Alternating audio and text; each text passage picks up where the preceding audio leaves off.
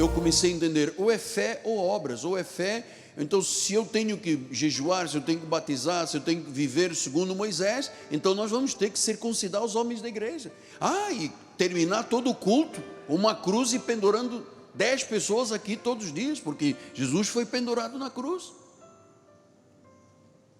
Isso é uma maldição. O que Paulo disse em 2 Coríntios 2,17? Ele diz: nós não estamos como tantos outros, mercadejando a palavra de Deus. Antes, Cristo é que falamos na presença de Deus, com sinceridade da parte do próprio Deus. Amado, pode acreditar, eu estou aqui lhe falando com sinceridade da parte de Deus. Se eu não fosse capaz de ser sincero, eu já tinha abdicado do altar. E eu me sentar lá no primeiro lugar. Eu falo na presença de Deus, eu sei da responsabilidade que eu tenho. Eu jamais faria mercadejando, mercantilismo com a fé das pessoas. Coitadas, as pessoas já sofrem tanto. Então a igreja estava passando, dos Gálatas, passando por muitos problemas, e Paulo inquire a igreja. Ele diz em Gálatas 3:1: ó Gálatas insensatos. Ele foi duro com a igreja. Espera aí, eu fundei uma igreja, eu preguei a graça, eu mostrei o que era a vida, a diferença da lei e da graça, e agora, na minha ausência, vai Pedro, Tiago, João de Jerusalém, e começam a introduzir novamente a lei de Moisés, com os seus ritos e cerimônias. Então ele diz: ó Gálatas insensatos, isso é uma insensatez. Você conhece a graça e depois virar lei outra vez. E ele diz: quem é que vos fascinou? Antes cujos olhos foi Jesus Cristo exposto como crucificado. Quem é que vos fascinou? Você sabe que a primeira vez que eu fui estudar no original grego a palavra fascínio ou fascinou é baskainos. É assim: quem é que vos enfeitiçou? Quem é que vos embruxou? Quer dizer que há pregadores que têm a capacidade maligna de embruxar e enfeitiçar as pessoas. Sim, um indivíduo que fica 10, 20, 30 anos, toda sexta-feira faz corrente, toda sexta-feira faz sacudimento, e pega o óleo, e pega sal, e pega não sei o que, e flor não sei o que, e rosa, e sabonete. Amado, só uma pessoa embruxada está de acordo comigo? Enfeitiçada. Porque uma pessoa normal não se deixaria, pelo menos eu não me deixaria arrastar por erros. Então ele disse: oh, quem é que vos baiscainos? Quem é que vos fascinou? E hoje o fascínio não é só com sal e óleo e flores, é com novas doutrinas, é com outro evangelho, um evangelho que perturba, que perverte, que a pessoa termina o culto com uma carga psicológica negativa, espiritual negativa. O indivíduo vai para casa, não tem coragem nem de comer o esparguete com frango, amado. Ele deita, ele dorme, de tão triste que a sua alma está. Tudo fruto das igrejas. Então Paulo disse, vamos repetir 1 Timóteo 1,15: fiel é a palavra e digna de toda aceitação. Ele veio para salvar os pecadores. Cristo veio para reconciliar o pecador com Deus. Então a pessoa de Jesus é a pedra fundamental do nosso ministério.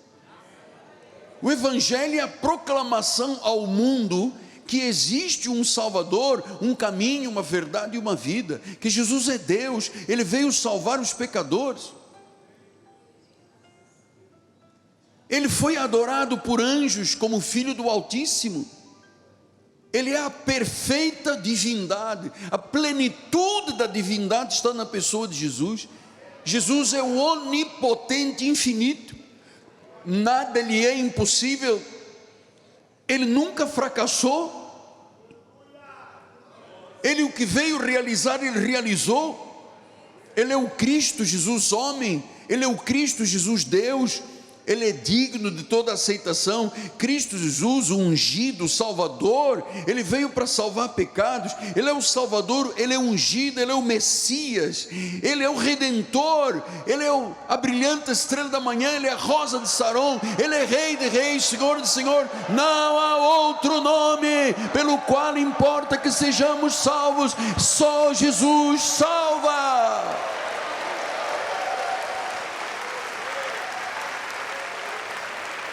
Agora, a boa notícia, Ele está neste lugar. Aleluia! Ele está neste lugar. Ele deixou o trono mais alto na glória. Ele deixou, e diz em João 3,13: ninguém subiu ao céu senão aquele que de lá desceu, a saber, o Filho do Homem. Ele desceu do trono, Ele se fez carne, Ele habitou entre nós, cheio de graça e sabedoria. 6,62 e diz: será pois que se vires o Filho do Homem subir para o lugar onde primeiro estava? Que significa que quando Jesus se fez carne, o trono ficou vazio. Quando Ele cumpriu o seu ministério e pregou a palavra, foi julgado, morto, sepultado, ressuscitou, apareceu, falou com mais de 500 pessoas e foi assunto aos céus. Ele voltou para onde primeiro estava. Agora o trono de Deus tem Deus no trono.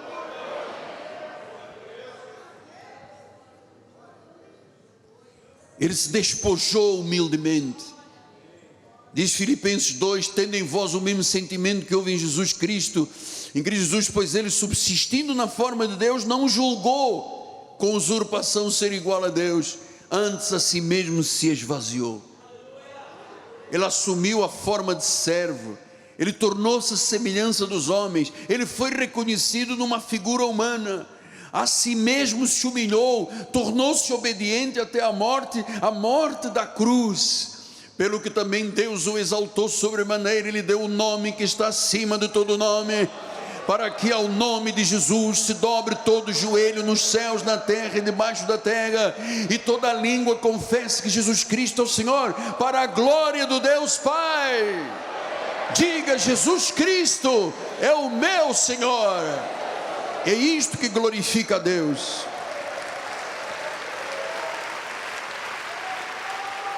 Sim, Ele veio sofrer no nosso lugar. Ele morreu a nossa morte. Isaías 52,14 diz: como pasmaram muitos à vista dele, pois o seu aspecto estava muito desfigurado. Todo mundo pensa aquela fotografia bonitinha, né, de um ruivo, de barbinha, olhos azuis. Ele estava desfigurado mais do que qualquer outro, e a sua aparência mais do que a dos outros filhos dos homens. Olha o sofrimento de Jesus. Ele veio sofrer no nosso lugar. No Jardim das Oliveiras, no Getsemane, Ele transpirou gotas de água e sangue.